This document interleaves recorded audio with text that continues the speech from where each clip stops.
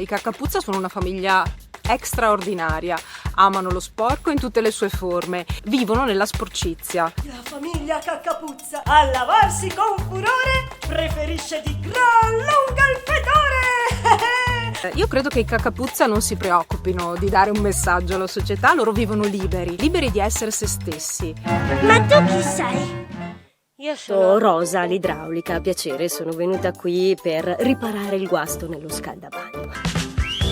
Vediamo un po'.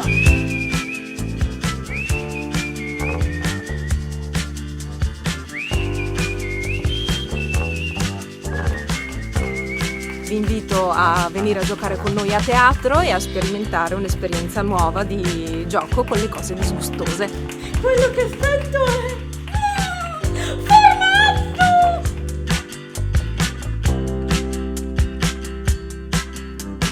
Tanti bacetti affettuosi, la nonna E il nonno.